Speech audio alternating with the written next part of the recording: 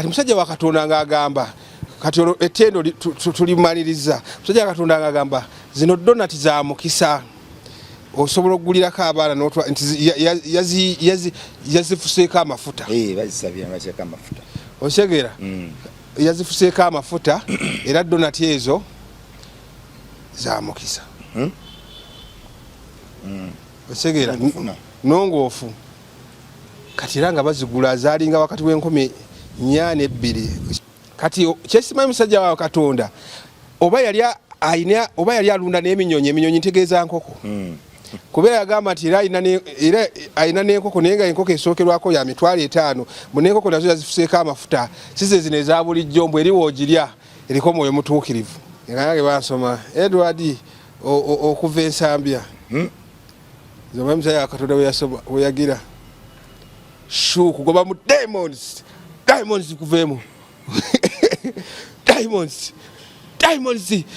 tebandwako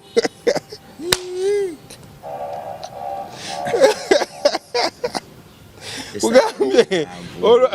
olwasoma Edward okuva ensambya nengenda mu maaso omusajja wa Katonda teyamyonoona nnyo budde yagoba bugobi diamonds kuveemu emyoyo emibi gikuveemu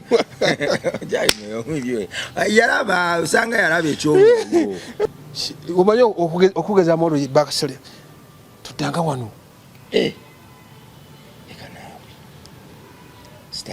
kubanga nayinamu password yali ya 2,000 ate nze nayina sigaza kuba nenamunnyonnyola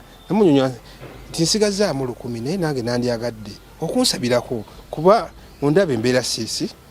embeera si nnungi emia look at me you can tell empeera siki naye omukazi yayagala okunkuba oluyi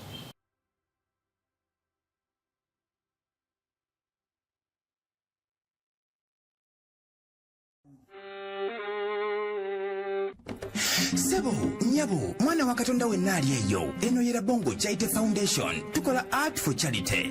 Nga tuyita mu bitone ebyanjawulo omuli okusiiga n'okukuba ebifaananyi, okutonaatona ebisenge ne art. Nga jjayo endabika y'ekifo. Tukwaniriza n'essanyu kasitoma waffe oyagala kugula art waffe oba oyagala gwe mwennyini tukusiige mu bifaananyi. Olina omwagalo awo oyagala kumutonera kirabo nga kuliko ekifaananyi kye. Tutuukirire wano ku Bongo Charity Foundation. Buli lw'otuwagira ng'otuwa omulimu oba ng'otugulako ati waffe mwe tufuna obuyambi obulabirira n'okusomesa abaana abato okuva ku streets ez'enjawulo abataliiko alabirira. Bire ku namba y'essimu noti 7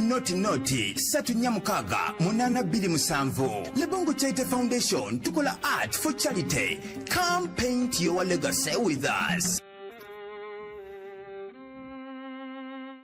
Gwe bw'oba oyagala kukakasa laba olunaku lw'ofa oba lowooza ku lunaku lw'olifa oba genda nga weetegereza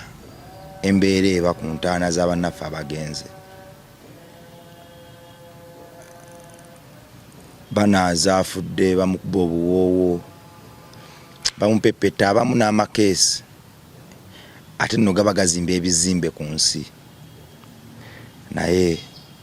mu kaseera ako omukwano gwange ennyo gwengoberera mu music yagamba nti ne bwaba mukyala wa kuleka yeyo mu bitooke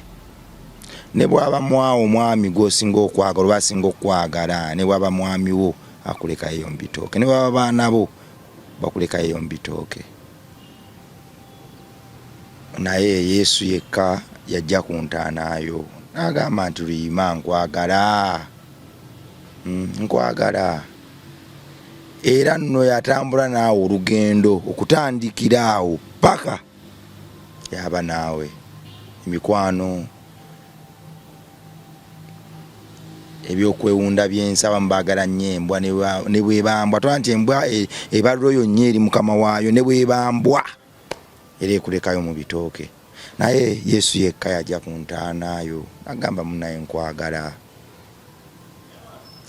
Kiba kyabwewusa ffe okulowooza nti ewatali mukama tusobola okumalako ebyensi eno nedda. Ffe okumalako ensi eno tulina kwekweka mu Kristo bimenya tetuli bamalayika tusobya n'ogwa mu kino naye okwetereza kintu kikulu wadde ngudde wano menyese wano naye lwima waabwe si bwe nti bwe nina okuba buli kadde tugezeeko okwezza obujja buli kadde gw'osobeza omwetondere gwokoze ensobi tereezaawo nga bw'osaba Mukama akuyambe mu mbeera y'okugwa n'okusobya aleme kukwanika tewali atasobya naye waliwo bannaffe abasobya Katonda abaanikirawo ne bubakyako vu nga talidda so tusabe nnyo Mukama atusaasire tumwenywerezeeko kubanga yalina omukwano gwa nnamaddala alina true love ate era tumusabe ayongere otuyimusa nze mulabyeko nga nnyimusa nze yava ku nguudo yasulanga ku nguudo nampa ne ku mikwano egirinnya ku nnyonyo gigendako e Bulaaya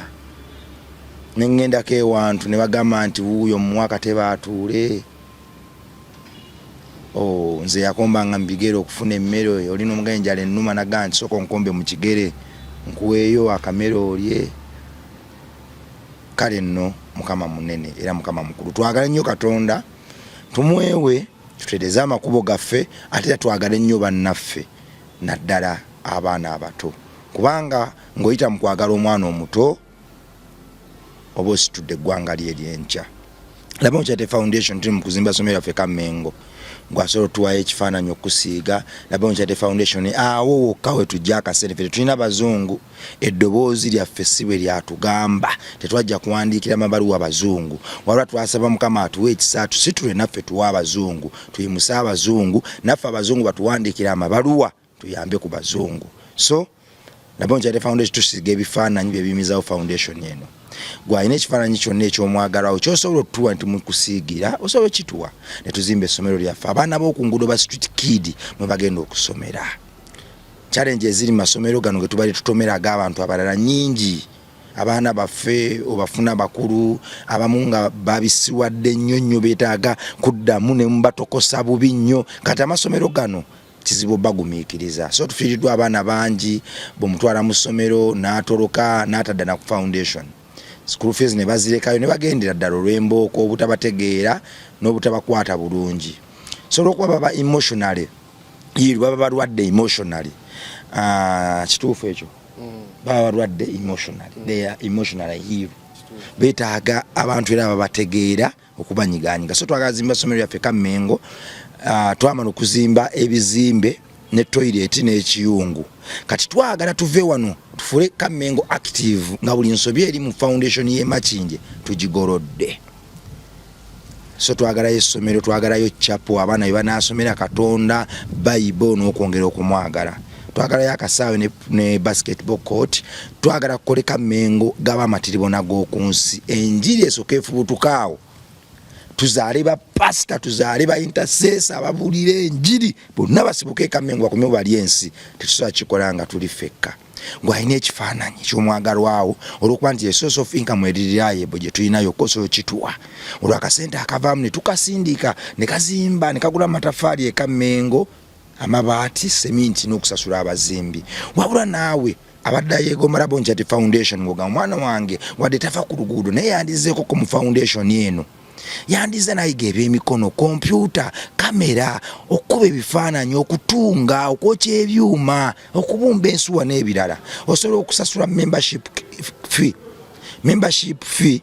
kakadde kamu n'ekitundu ne tufunira kaadi ng'eyita ku screen ebaka kafaananyi k'omwana erinnya ly'omuzadde oba next of kin twagala abantu 30 kakati sente ezo tukakozeseza akakodyo k'okufundraisingira essomero sente ezo tuzambako kuyimusa essomero lyaffe gwe zigenda kuyamba zitya memba omwana we agenda okusoma okuva mu P1 paka ku myaka 18 nga tasudde wadde n'ekikumi ng'osasula busasi kali requirement agenda kuba mu kisulo mu ndabiri ekyasinza okuba ey'ettendo ne mu kuyigirizibwa okukyasinza okuba okw'ettendo manyi kyentegeeza laba omukwano ogwo laba obwaseruganda obwo akadde kamu n'ekitundu omwana asome okuva ku myaka gy'anaatujoyininga paka ku myaka 18 asoma ebyemikono asoma primary Katonda waffe na buli kimu kakadde kamu n'ekitundu kati kaadi eyo ejjirako lisiiti ne stamp emabega stamp egenda kuba ku kaadi emabega ne ku lisiiti stamp ya laba Onkyate Foundation olwonno Katonda waffe tumuweereze bwe twegatta tulituuka wala omukago bagukolerera mwana wa Katonda twegatteko tubuulire enjiri gy'abaana b'oku luguudo tusomese abaana b'eggwanga tubuulire enjiri ya Katonda waffe Katonda agenda kuwa omukisa naawe agamba nti nze sirina kifaananyi sirina mwana naye mpulira nantodde ekimu kyange ky'ekkumi ekyensi osobola otuwayo kyonna ky'olina tugula amataffaali seminti n'ebirala nkujjukiza nti buli agenda otutoola ngera bwe kyali mu Let My People Go campaign nga tuzimba foundation eka Mmengo tugenda mubbulamu ne bwe kiba kimuli ne bwe kaba kaguudo block lane garden amannya gaabwe tugenda gabbula mu bintu ebyo omuntu ayingire mu foundation ng'alaba Namuddu lane apio garden kugamba family zammwe nammwe tugenda baggulamu amannya gwatalina family omuntu kinnomwe yatoora tugenda kubbulamu ne bwe kiba ne bwe guba muti mu foundation eyo olwo n'enjiri yeebeerewo myaka ku myaka kale Mukama akuwa omukisa weewaawo omukulu sebo happy new year too oli fresh Mukama akozeemu omulimu amiina tugezaako bimanyira bongo si byangu naye era nga okimanyi nti eyeesiga Mukama abanga olusozi Sayuuni terujjulukuka maanyi gabaawo mayitirivu nnyo oyogera nnyo ebintu bya Mukama naye nga sina kubuuza kibuuzo nga sinagenda mu comment section yawo zintera ku screen ziyitewaawo wa comment gye njagala okusoma mbadde nsaba oyanjulira abantu alright era nga tetunagenda mu maaso katusooke twebaza abalabi baffe kasooke twebaza abalabi baffe aba Metanikira Bongo Live nti amaanyi gaffe gatulimu mmwe kyemukola kya ttendo nnyo amannya bampita Empire Media ku TikTok awo ogenda n'otikamu Empire Media Promos ojja kubanga peji yange ogiraba era emboozi zaffe zibaako mu butundutundu then oba oyagala emboozi mu bujjuvu ng'ojja ku Metanikira Bongo Live oba oyinza okumpita omulamuzi Eddie waawo ag'omu ku bantu abeegumbulidde okusasamaza abantu ku TikTok okwo emboozi zeesinze okutrendinga zeewuunyisa abamu bagamba nti gwe oleke emmandu akaseegu weetaaga kulokoka ovire ddala mu bintu bya Lucifer otuyinza emboozi z'ebimansiro ku channel eno nga bw'onnyonnyolerako n'ebikolwa komako bukomere gaawo waayo tokola bikolwa message eyita ku screen waggulu ekubuuza nti Eddie lwaki tolokoka ova mu bintu bya sitaani tagaba bulamu agaba kuzikirira asobola okubugumiriza n'ekibugumiriza ekyokulimbalimba nti oli musanyufu naye gye biggwera ng'obulamu bwo butubidde ekitenkanika nga bwakoze abalala naye bwagenda okukukola takubuzaabuza nolowooza nti ogenda mu bimansulo besiti ogenda eri mu bbala gye wanyumiza ekansanga nti olwaba akuwa ssanyu nakwerolera byansi akuteeke wakwagala akukuba endipo wawo n'abakuwaanawaanaawo nti wamma Eddie obulamu bwensi wamma Eddie waliwo abakuwaanawaana nti wamma Eddie obulamu bwensi gwabutegeera ensi tugiryako makoola eggulu ly'ensi byana nakubinyiga munyigo Eddie nakitolokoka kiki oba ani kati Metanikira Bongo wetubeera wano abantu baba tebamanyi oba byayita byaffe naye naliko omulokole oba ndi mulokole ndowooza oba abantu mbayiseeyiseemuko mu lugendo lwange olw'obulokole kuba nange nagenze mu comment section nga bagamba naye Eddie lokoka baagala kuntwala waliwo pastor omu gwe bayogedde bakusindikanye wa Tom gendako bane abali eyo mu comment section njagala wabeeyo omuntu Yesu twajjantwale wa Pastor Tom emutundwe oba toyina wonfuna kankwe namba yange eri 0700 10 77 36 jidde 0700 10 77 36 ne Eddie bajja kugamba emutundwe omanyiwo pasatu mnasobola kubula lwaki teweetwalawo kubanga gwe okuba omulamu kiyamba ggwe anti kati mu bukkiriza waliwo aba godfather wo mu bukkiriza kati njagala baveewo omuntu afuuke godfather wange mu bukkiriza kuba mu kyaki era osanga omuntu gagamba nze nali eyo nenyumizaako mukwano gwange naŋŋamba nyina gye nsabira eyo waliyo ebyamagero era yeyandeeta wano kati nange ndaba nnyo komenti eyo edirokoka egeyena gyeri kasita enamba yange njibasomedde kati njagala waveewo omuntu ansitule lwa transport wange teweeraliikirira nti ngenda kusa transport onkubirako obukubizi ongamba bugambi lunaku neneetegeka netwolekerebwa Pastor Tom Sembera osanga n'okusumulwa kwange kuli eyo nga kunniidirira si Tom Sembera Pastor Tom emutundu ye Tom Mugerwa bamita Tom Sembera weeno nsambya Sembera wano kwa Ave Maria oyo bamita Pastor Tom Mugerwa emutundu osanga n'okusumulwa kwange kuli eyo nga Katonda omanyi waliwo kibayita calling okuyitibwa nga zino emboozi tsekolo nga Mukama ampita kuteekateeka omanyi Mukama akuyita mu ngeri nyingi Mukama ayinza okubaawo ng'akwagaliza kalina naye ng'oli mu bbangalo n'aleeta musisi n'agisuula kati bano abajja okudduukira sere ze bakuwa ate nga zizimba kalina weewaawo kyekyakusuula ogambe waliko omulokole naliko omulokole ndooza ku lw'obulungi bwa kyaki eyo ndooza newe sitagyogera naye abantu katubakole ki katubawe kwegamba ndi mulokole sijja nti naliko omulokole naye ngenda banyumizaako olugendo lwange olw'obulokole we lwali kati munnange ntuuka nalokokako nalivudde mu ssomero nga mu 2015 kati nalina maama wange omuto yali abeera saidi zaawo ku Ntebe Road bayitawo najje nankombe ku Siteera kati nampita naŋŋamba mwana wange ensi gyojjuddemu ensi gyozzeemu ng'erimu abantu babi nnyo olina okuba nga olina w'oyimiridde we weekutte osegeera naŋŋamba naye byakatonda tebiriimu bukwakkulizo ate byangu byakola ki byakutegeera kati ng'alina kyaki yalinga godfather wange alina kyaki gye yandagirira kyaki eyo sijja gyogera ekirungi ekyali njogera oba tugenderawo munaye nga tugenda kati kyaki eyo woba okyali mupya natuuka oba okyali mupya bakuyisa mu mitendera osegeera era lwali lwakutaano olwokutaano wabeerangayo overnight oba night prayers kati nakeerayo saawa by then no nali mbeera eno nsambya naye nga mama nga abeera saidi zeeriwa muto sanzaala by then nalina emyaka nga 18 we watyo kati nga ŋŋenda wa nga nkeera ŋŋenda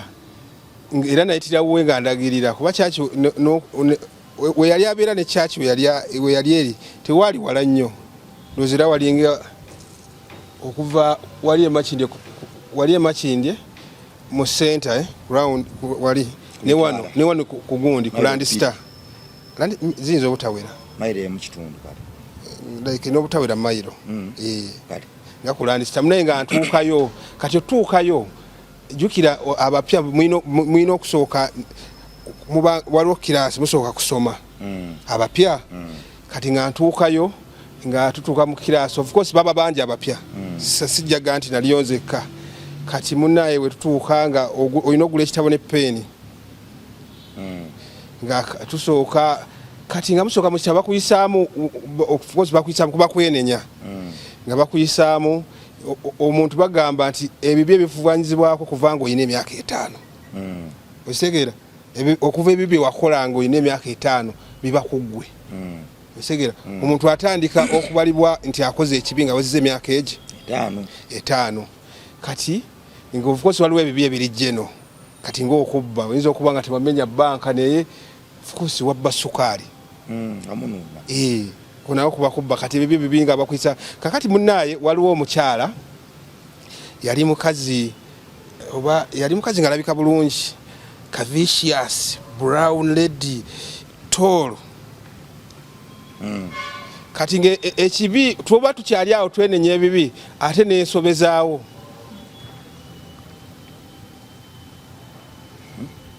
Ati kati mwebyo byennyini tumaze okwenenya ebibi kati batugamba n'ekirala teweegombanga muweereza wa Mukama mu nsonga za mukwano naye nga nze olwedde omukazi namwegombye dda kitegeeza nenenya ebibi ate ng'ate nenenya ebibi ebikadde ate nga ndinakuzza bipya. Omukazi oyo omukyalo oyo yali akola ki mu kyakya? No, ate twali mu kyaki nnene waliwo ebanga classroom. Omukyalo oyo ye yali atusomesa. Okay. Kuba omusumba saawa ezo tabaawo. Okitegeera yajja ssaawa ze awo natujja tuuka tugende mpola.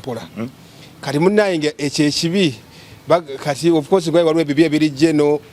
okitegeera bakuyigiriza osaba otya.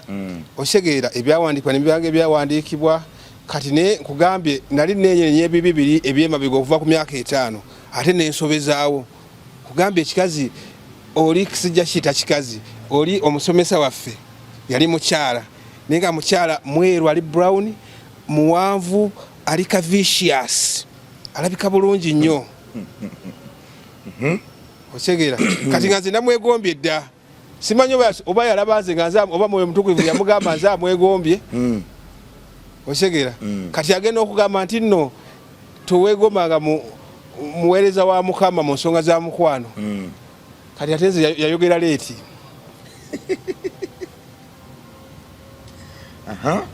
Kati munnaye kati olwo lonna olunaku oba olina okusiibayo. Kati saawa ziweranga mumaliriza of course babayisiza mu gundi mu lesson kati awo ne mugenda mu church ennene saawa kuba kati zino eno lesson musoma ne muwummulamu kuba biba bingi then ne muddamu era ku church waliwo kantini olina okuba nga agezemu n'akasente kaako okulya. Osegera kuba nkugambye olunaku lwonna obanga bapaakinze emmere yo mu konteyina. Sikruise kati mubeera mu church side y'abakadde bagamba bapya mutule side eno church kati bababuzaamu emirundi ebiri. Side eno ne side kati mu makati nga aliwo olukubo olukubo akakuba akabaawula. Kwiga musajja wa Katonda kayitamu ne ba asha okugenda eri maaso ku kituuti. Kati abakadde twatula eno n'abapya mutula eno kakati abakadde baba wandiika amannya abakadde no sorry abapya baba wandika amazima kuba musajja wa Katonda abalina bakola ki basabirako naye abasabira muri maaso. Oshegeera kati munnaye nga tubeera nga kyaki etuuka ejjula ettendo litandika musajja wa Katonda ajja leetimu ajja ssaawa nga 6 kale 5 ku 6. Osegera kati sikulise musajja wa Katonda nga atuuka awo nga kyaki esooka ejaganya obimanyi musajja wa Katonda enduulu eraya musajja wa Katonda atuuse kati nga waliwo amannya bayita Osegera gana agabapya kuba mulina okugendayo ewa musajja wa Katonda muba bangi abapya nga balina obbasabirako. Kati musajja wa Katonda mu kutuuka asooka asumba. Kati kyesimanyi musajja wa Katonda nga ajja yalina ebyokulya oba tuzite donati yalina donati n'obutambaala buno ndowooza oba kati katutandikire katusooke ku donati. Musajja wa Katonda atuuse ettendo awo nayimbira nasinza Yesu ettendo likutte ettendo. Osegera omwoyo wa Mukama n'amalajja aleetawo enjawulo wakati mu ekibiira wali ettendo lifuuse ettendo emmeni efuuse emmeni aleluya afuuse aleluya okukubira Mukama mu ngalo obadde kitendereza Mukama. Omusajja wakutura nedda teyajjira mu kidonati ayingirirawo mu vibe ngamba ogambye yajja ne donati ng'agiri donati nga ziri practice. Okitegeera kati musajja wa Katonda ng'agamba kati ettendo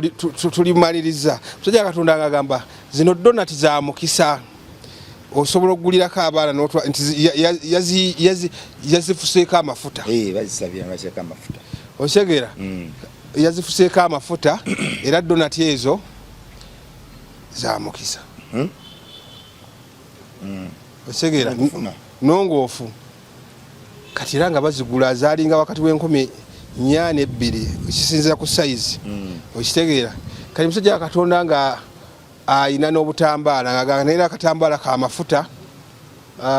kaali ka 5,000 ku mutwalo nga si bwe buno obwa bulijjo mboko yakafuseeko amafuta mu ndabika kalinga kana ka bulijjo buno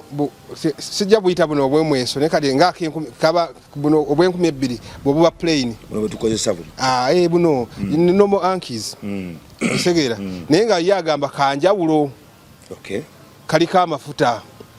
kati kyesimanyi musajja wa Katonda oba yali alunda n'eminyonyi ntegeeza nkoko kubeera yagamba nti era ayina n'enkoko naye nga enkoko esookerwako ya 5,000 mu n'enkoko nazo yazifuseeko amafuta size zino eza bulijjo mbwe eri woogirya eriko omwoyo mutuukirivu ate ng'ekyawandiikibwa kitugamba ekifuula omuntu omulongoofu oba atali mulongoofu si ekyo ekimuyingiramu wabula ekimuvaamu kyawandikibwa bajja bituteera awo bagoberera ate bakugu bakama baffe emmyoyo balyoko bangi ekyawandikibwa ekifuula omuntu omulongoofu oba atali mulongoofu si ekyo kyatadde ku gundi munda kubanga ekyokulya kyolya kigenda mu lubuto ate ekyokulya kyolya kigenda mu lubuto nekifuluma ate kino ekikuvaamu kiviira ddala ku mwoyo ekitegeera kati munaye musajja wa Katonda ngira watyo nga n'eminyonyi bagula kati esimanyi omusajja wa Katonda obeera yalina bakery nga aba amaketingirako donati ze kubanga simanyi kuba zali donati za bulijjo nga wona agenda n'ogula donati ku dduuka kati simanyi donati y'amafuta ebeera etya yo ayinza okuba mwana wa Katonda bazikolanga nga yasaba amafuta ago ne gazijjula essaala y'ebirongoosa n'olya donati buli kimu ate nze wengula donati yange ku dduuka n'ensooka nsaba yo teba nnongoofu era munange okkirizibwa okwesabira n'olongoosa ekyo ekiri mu maaso go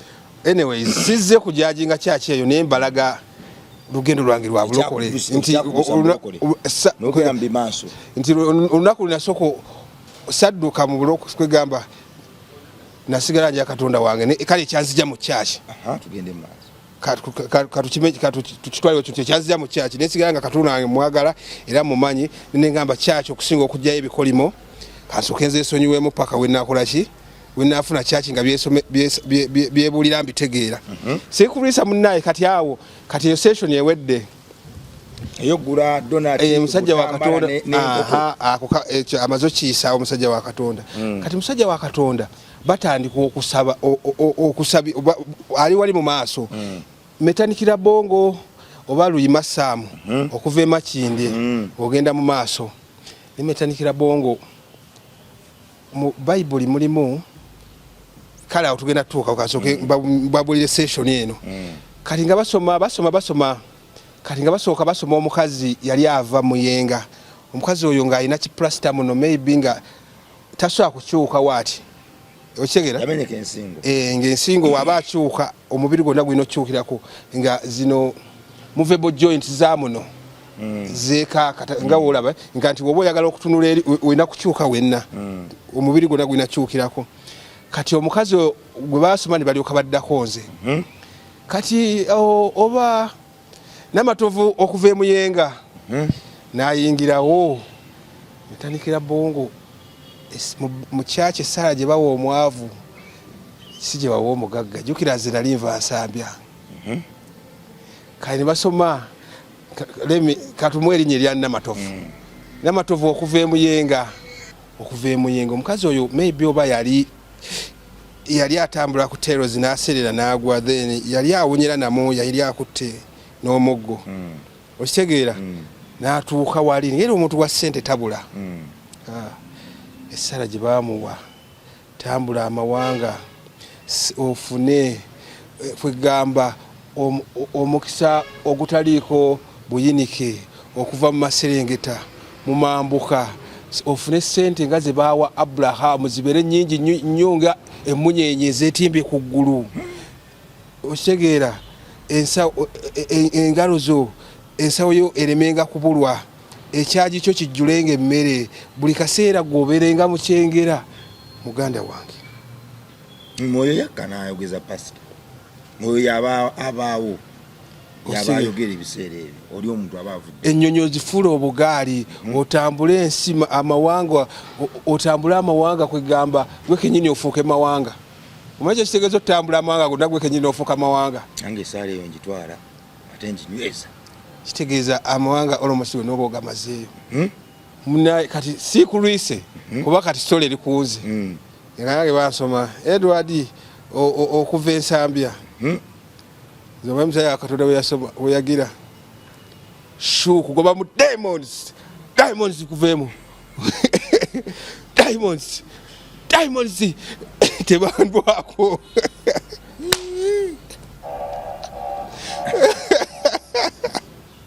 kugambye olwasoma Edward okuva ensambya nengenda mu maaso omusajja Katonda teyamyonoona nnyo budde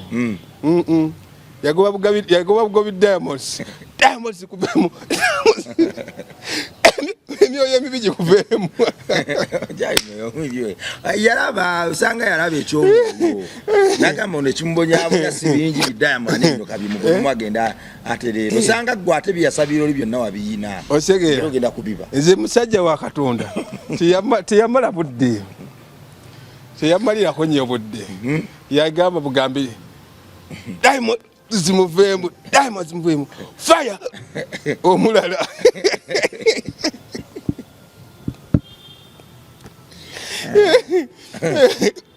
osegera teyamalirako nnyo budde kati munaye awo nga we batyo sequence yagenda paka abapewe bagwayo kakati abapewe bagwayo kati mu church wali mu maaso waliwo outlet eyo ngekusuula ku bulinga bu boys quarter waliwo room kati room eyo nga oba oyagala special prayer from the pastor okitegeera kati of course nga nange obimanyi naawe kati nze nalina okukkiriza nalina okukkiriza nga kuli mubire kati munaye kati mu nsawo kati ne wano wenyini of course oba olina okuwaayo togendanga mu ngalo mu yeekalu ya Mukama ngalonsa kati nali okulyako nali nsigazaamu 2,000 wano mu kiwaayo wano mu kyaki nawaayo 1,000 kati nsigazaamu ki 1,000 kati wali of course kati omusumba amaliriza abamu bali baddembe okugenda zali saado zanga 8 awo oli ne wakola ki niwa abo service bewedde ne bana abagala special prayer sorry baba basobola okukola kyokulaba musumba kati nga nange of course ani atayagala special prayer teri atandi yagadde kufuna ku mafuta oshegeera kati nga nange bayita abagala special prayer nga nange nesowolayo kati wali musooka ne mujjamu engatto ne mutuula temusoka kuyingira eri wa musajja wa Katonda kati nemusoka mutula waliwo obutebe bufomu ne mutuulaawo kati eringa kanjite password mu lulimi oluliwo olina kubaamu na 2,000 osobola okuyingira muli mu luumu musajja wa Katonda jenga akusabirako 2,000 musoka ne mutuula wano kati waliwo omukazi eyajja n'agenda ngaazi basoloozaako 2,000 nense nali nsigazaamu 1,000 naye ngaokukkiriza kuli ki kuli waggulu kati nange mwenagendera mune mukazi nga gyasolooza 2,000 nga ntuukako nalinamu 1,000 lwe nali nsigazaamu nendumuwa metandikira bongo buli wenzijukira ekyantuukako kiro ekyo ntulika nenkaaba kubanga kyejja okugamba nti nno ate ne gyogenza okunoonya emirembe obuddamu ate nayo it was a different story. It was a bad experience. I will never forget my life. Kati munayo mukazi antuukako muwaayo 1,000 awo instantly oba spontaneously oba immediately okitegeera ebyo byonna ebigambo tegeeza kyekimu spontaneously instantly immediately she became mad at me to the extent she even wanted to slap me.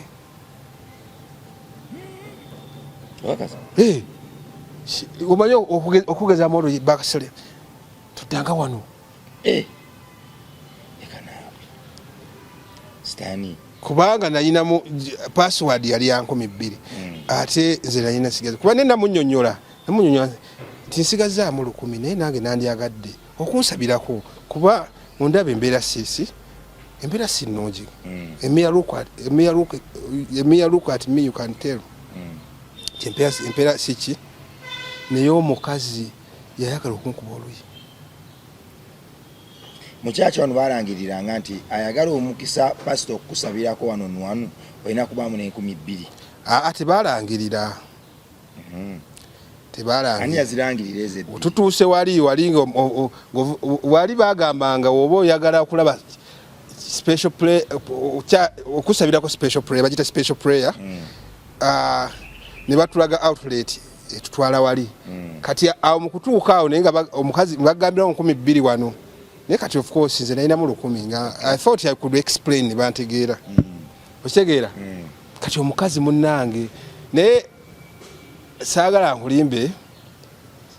singa kyantuukako biseera bino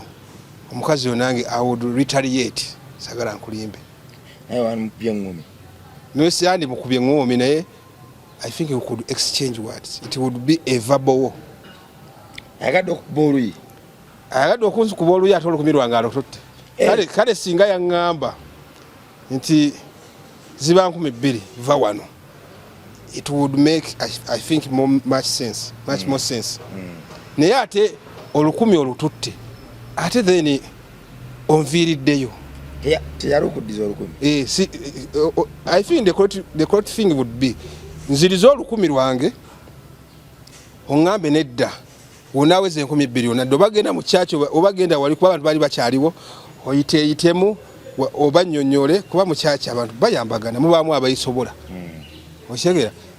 bakwongerezeeko 1,000 ojje naye ate 1,000 lwange olututte ate then ate oyagadde n'okunkuba MP yali mukaamu si kirungi ekyo. You cannot squeeze water out of a stone, out of a rock. Gwaddira ejjinja ng'oyagala oligyemu amazzi, which is next to impossible. Okitegeera kati munnaaye n'amala nandika naye nga I felt so bad, I felt so disheartened. No nga tutudde we are sitting nga tutudde wano like mutula buba webuti webuti osega kati yajja ayita mu makati osegera ng'asolooza yandikawo naye nga nze nandi heartbroken kuba kugamba nagenda ku kyaki okunziza like okuzza omutima gwange ate omukazi yayongera gumenya kati munnange kati netuvaawo kati awo of course we mumaliriza nga mutandika okuyingira omusajja wa Katonda mulumu kati era muba muyimirira in a row form muline we muyimirira shegera kati omusajja era omusajja ayitamu ow'ekibbo kati omusajja wa Katonda ajja amuvaako mabiga nga wakukwatako wakusabirako naye olina okukola ki okuwaayo ezo zo teziriiko nti oba tewaliwo specific amount zolina waayo ezolinamu zowaayo naye nzejjukira nali kati olonze nali mpeddemu ate tebambuuka omusajja wa Katonda yambuuka osooka kuwaayo nga tannakusabira ow'ekibbo yakulembera omusajja Katonda ajja amuvaako emabega ono akola ki omusajja wa Katonda abajja kukwatawo ng'alina n'amafuta getuyinza oyitanuza olive oil kakati ono waava ow'ekibbo asolooza omusajja wa Katonda wa steppinga omusajja wa Katonda ati ow'ekibbo yantuukako nga nti kugambye 1,000 balututte siinamu kale singa ow'oku mulyango yalunziriza neŋŋenda omusajja wa Katonda nansabirako nentuukanga mu kibbo nyina yukira mu Bible mulimu ekyawandiikibwa Yesu lumu yayinako gyali yalinako amaka gakyaddemu ne batuuka mu kaseera k'okuwaayo ne wabaayo abawaayo ssente nyingi naye waliwo omukazi yawaayo eppeesa osegera nkalikira bongo wenzija wano nenkuwa omutwalo olowooza amaazi gye kummeka si kyangu osegera si kyangu kubanga Katonda naye agamba ogaba naye olina okugabisa amagezi okugaa tekitegeezaako kwemalako siyinza kubanga nyinamu mutwalo ate nenkuwa mutwalo era nkuwaako nga 3 kitegeeza ki nti omuntu wakwatira okuwa omutwalo aba atudde ku abundance ku kingi naye kakati omukazi watuukira okuddira eppeesa n'alijja ku munagiro gwe n'aliwaayo aba talinaamu kati oyo aba awaddeyo lwakukkiriza faith. Omwana Katonda atugoberera so tusuira ku byawandiiko ebyo mu comment section yawo bituyambeko okwongera okunyweza ate episode enaddako naffe ate okubisoma okutuyambako okunywerera ku mazima ne ku kigambo. Okitegeera kati era webatyo nga bwe kati bambuuka naye ensonga eyambuusa nali sisigazaamu saawa yo mukabbo olw'okuba nti nali saaga kuwaayo naye nali siina kati sookuga nti n'okuva eno gye nali mbeera ensambya n'okutuuka enajje nankumi natambuza bigere kati n'okuvaawo n'okutuuka kyaki gye yali era natambuzawo bigere naye nga I was driven by faith. Ntuuka mu nyumba ya Katonda omanyi bagamba alina okukkiriza kusobola n'okusengula olusozi kituufu kati nze nalina kukkiriza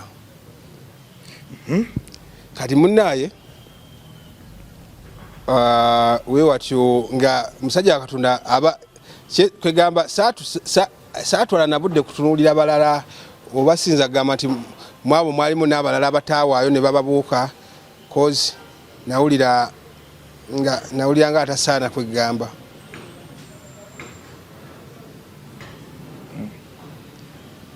twebwe babuuka balala babuuka gwobumu anti kwegamba oba kiyinza saagala nnimbe siyinza kuba nti nyina abala binatunula nti bebabuuka kubanga natuukanga ne musajja wa Katonda atya n'omutunulako kuba layini we yali etandikira wali musajja wa Katonda we yatandikira okujja nga owakabbo nze nali wakusatu I was in a 3rd position. Okitegeera kati munnaaye kati emboozi lwaki tugireese abantu bagamba lokoka of course nze ati nakola divinity kati Katonda gyali era nebyankoleddeko byeraga mulamu bwange naye nali nasalawo okusinga okugenda ku kyaki nzigyeyo ekikolimo Katonda kasita mumanyi nyina Bayibuli yange ngisoma ebyawandiikibwa bakwakale bagamba nti abakuŋŋaanya abangi anaabeeranga mu makati gaabwe naye sigamba nti siri mulokole kyaki yebadde ekyambuze nti kyaki gye nasookerako ng'okukkiriza n'okukkiriza kwaye kwonna ate yali eyagala kusaanyawo okukkiriza kwange. Wava mu kyaki eyo tewadda mu byakusaba? Of course nsaba tewadda mu byakuŋŋaana bibyo sadda mu kyaki sagala nkulimbe era kuva olwo nasigaliza saba crusades nga kati nga 31 nga nyingira omwaka buli mwaka nguyingirira mu kyaki kati ate awo wennyini mba ntambula eyo ensambya nsanga crusade okitegeera nga ntambula byange saawa nga 12 nga kange obimanyi ashoba nalimva omayedda nga smartphone tezinayala nga nali mbeera nnyo ku internet cafe kati nalimva lumu ku internet cafe saa nga 12 nsaa crusade ngamba waayi kankyameko wano nkole ki nsabeko kikoligo nkikutule munewe nkyamusabako kati nga ndowooza ngambo was it poor timing oba si poor timing whatever nasanga byali biseera bya kuwaayo naina mu kusente kati kati ogenda ali mas kati twali gundi session ye twali tugenda yakiweebwayo session yali eddako kati ngakuita wano jangu bakusabireko osegeera nja muyita ne musajja wa Katonda kubeera yali aweereza Mukama osegeera kangenda bansabirako biki omusabirako ngo ino waayo kati nainamu ekinusu ky'olukumi soka nchinyiga wali nchimunyiga musajja wa Katonda ja Katonda ashankulu baba awo wenyini ashankulu baba ate wawoza toina mu mpapula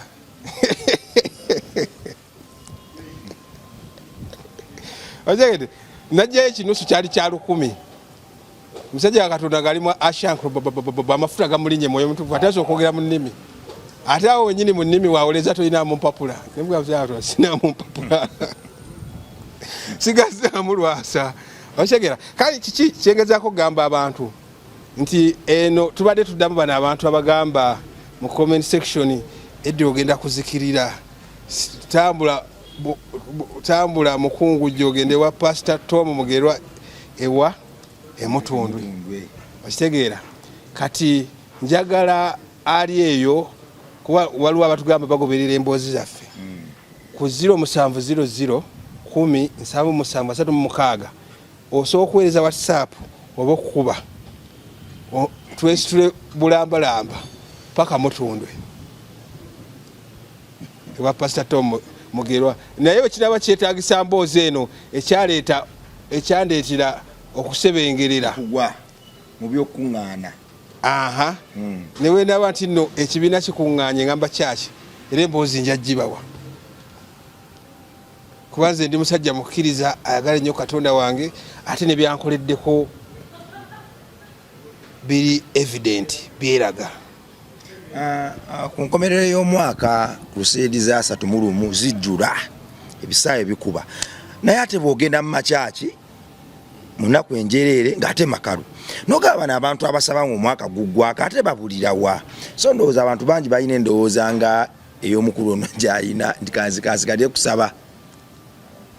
mu Crusade zinga nyingira omwaka bwe mara oguyingirira mu kusaba ebyokusaba mbiveeko ebyokuŋŋaana mbiveeko byantama ati lwaki abantu basabanga bayingira omwaka abantu basanga bayingira omwaka kuba metanikira bongo omwaka munene mutandika omwaka niyo genda omalako omwaka nga abamu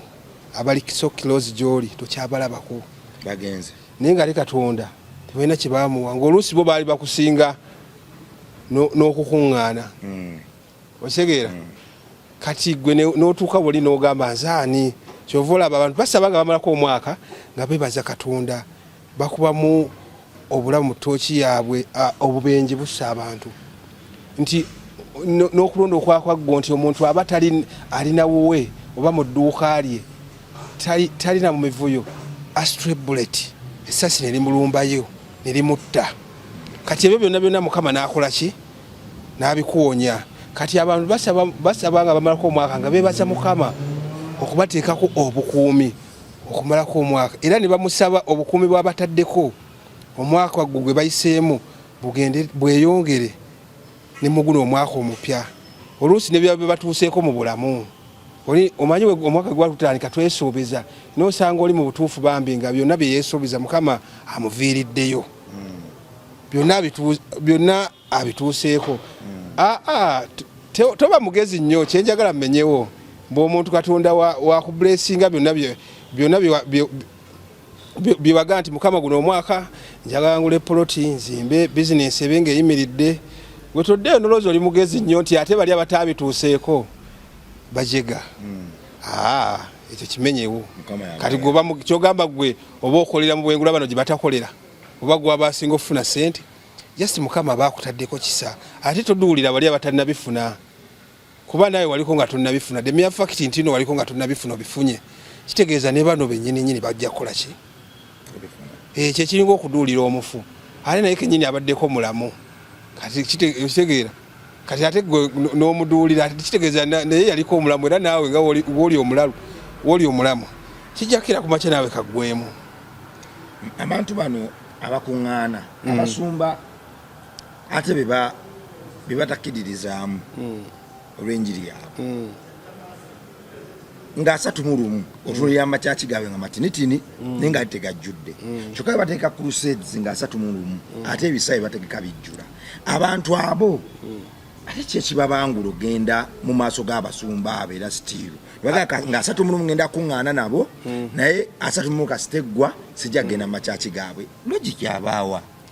kwatulaba ebisaawe bijjula nga 31 ne bibimba naye ate mu normal days services eziri nomu okuŋŋaana ne bakugaana. Anti kati olaba abantu kati ngenda kuwaayo ekyokulabirako kimu. Mu Bayibuli mulimu omusajja bamuyita priest Eri, mulimu omukazi bamuyita Penina ne Hana. Ani yali omugumba kubona? Penina Hana yali omugumba. Kati Hana lumu naye nga Penina amukyojja nnyo okitegeera nga baagala omusajja atya omu. Kati lumu Hana abali mu kyaki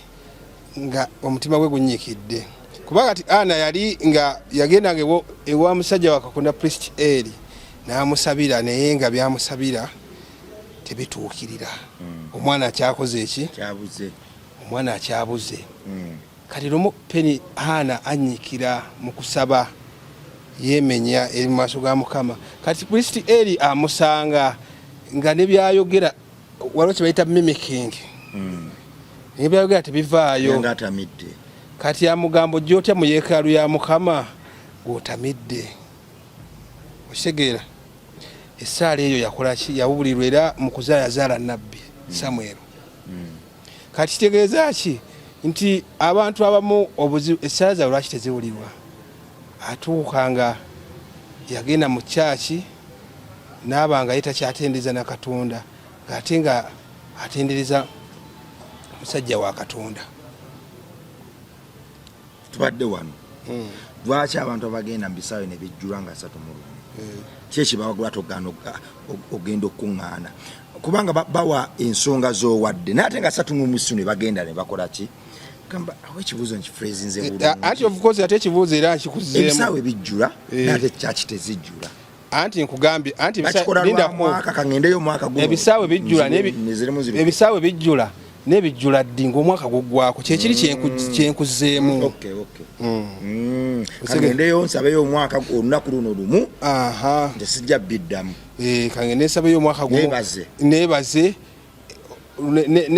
nekira nti waliwo n'agendayo waliwo abagendayo okwebaza waliwo n'abagendayo nga okwegayirira nti nno abantu ebiseera abantu omwaka abantu bamu omwaka bagumalangako ate nga omuntu amalako omwaka ate nga oluyingira omwaka omupya n'afa. Tuganga babanga abalalu nga babanga mu kumalako omwaka ng'ensi ebanga etuuse ku nkomerero bayonoonanga ebintu by'abantu bingi. Abakazikazi abalina obudaaladaala bookyeza obukomera ebipiira okitegeera. Naye kakati omuntu omwaka guba guggwako agamba omwaka guno sijja guyingira nga ndi mu kwonoona okitegeera. Kuba kati omuntu ayinza okuba bbanga lyonna adde tasaba naye nga buli wiikendi agenda mu bbaala naye nagamba kaneefirizeeyo olunaku lumu luno. So mwabaali bagamba omukulu Eddie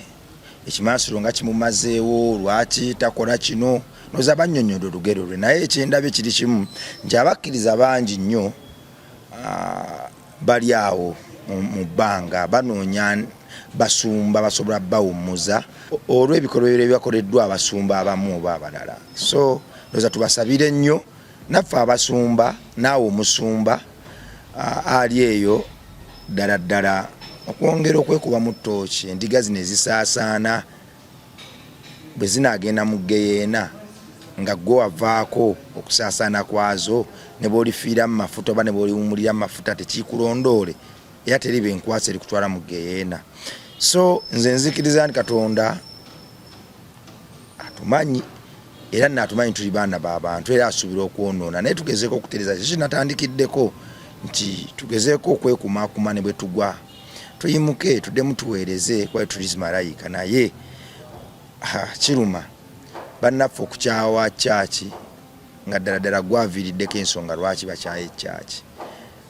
Bataata baffe ab'omwoyo ndowooza awo tuterezeewo olw'eneggulu gyongerera eddala okukwata omuliro. Malayika ezongerera eddala okwetaaya mu ggulu olw'essanyu n'olw'abannaffe okukkiriza Katonda waffe. Ndowooza tumalirize just ekibuuzo kibadde kintambulirako nnyo era nga kitambulira nnyo mu episode zaffe zetukola. Lwaki talokoka atagenda mu gundi oli musajja mulokole ne tukuŋŋaana ekikutwala mu bimansulo eyo of course eyo yo ensi ate nekyagala nekyamuddeeyo mbuno abamansuzi bo Katonda tabaagala. Kuba Katonda alina obusobozi obubatta noga lwaki tabatta. Kituufu. Lwakubeera twagala tulungamizibweko ko bannaffe abali abatugoberera mu comment section yayo tugikozese. Omutuukirivu atogendako omuntu akkiriza anti laba era ffe comment section kyonna kyenabezi comment section ekibuuzo kyammwe kyonna kyemunaatera mu comment section ffe tujja kudda tubawa episode endala tubaddemu ebibuuzo byaffe. Tugenda kubanga tutambula ne comment section. Omukiza okwemalira bimansulo. Bible kyogerako kyawo oli mukkiriza osiba makyaki osaba ofukamira ku mavivi n'okowula naye nga ate tolabe kimansulo woowe. Ati nga tetunagenda wala nnyo. Yesu yagenda ew'omuwooza Zaakayo omuwooza bonna abafalisaayo ne bamucriticizinga nti obeera otya Zaakayo omuki omuwooza naye nga ye kyagezaako okugamba ti Zaakayo omuwooza ono naye gwe mulabanga omwonoonyi we tunamwesamba ate ajja kwongera ayonoone atuuke ng'alaba takyalinayo mukisa gusonyiyibwa naye we tunamusembeza ajja kuva mu bwonoonyi kati nze jakyusa bamansuzi mbasendese mbazze eri Katonda bave mu kwonoona. Ate ogenda mu kimansulo totwalayo njiri ebyo oba otuteyo kusuuta anti era kati balaba episode zaffe zino bayinza okuba nga bo tebakimanyi nti no kibi. Okimanyi waliwo abantu abawangaalira mu kibi naye nga temanyi nti bakola kibi. Kituufu. Kale n'omwana wa Katonda enjiri tugenda tutandika tujja nagenda mu besi nawe tubabuulira enjiri eyo nayo programu ejja wano ku gundi kweno channel. Ekituufu kansabe mugabe kyakiteekemu obwamu tugenda kukyusa abantu tuli amawanga anti buli omanyi kyekitegeeza buli wokyusayo omuntu omunadde eri Katonda omanyi embuto eziba mu ggulu mbaga yennyini. Kale netubadde ku Landstar Hotel gwe mwana wa Katonda tanajja ku Landstar osubwa bingi. Landstar Hotel ndowooza eprovince nti Makindye yegina mu 5 rooms ez'omuwendo tulaba gym tulaba sauna akamere akabuli kala akabuli kika era akabuli mawanga. Okasanga ku Landstar parking nene kitenkanika Friday ba live band menye kindeke ki jangu Landstar oyawule abalenzi ku basajja Makindye opposite Papa's Sport osanga baweyita abajjula eddembe baweyita abajjula obuvunanyizibwa kwegamba olaba baweyita oba waitress nga akuletedde ekyokulya ate ne weegomba embeera gyakikuleeteddemu nga tonnabikula na kyakulya ogenda okubikula ekyokulya ng'awunze dda amasanyu n'obukakkamu ku mutima. Twagala ensi bwekyo. So Landstar Hotel ndowooza Katonda asinziira ku Landstar Hotel n'asaasaanira Makindye Kampala ne Uganda. Jangu ssente yo giwe ekitiibwa kubanga twakizuula nti ssente bw'ogirya obubi ekolima ssente bw'ogizirira mu kifo ekitali kituufu yandikolima nekwesamba n'emmere entondo nodda mu bwavu. Jangu mu kifo ekiwa ssente zo value tojja kuddayo kyekimu. Landstar Hotel opposite Papa's Sport wane Makindye yajja kusaanyawo mpeereza mbi kulwa tuna n'ensi yange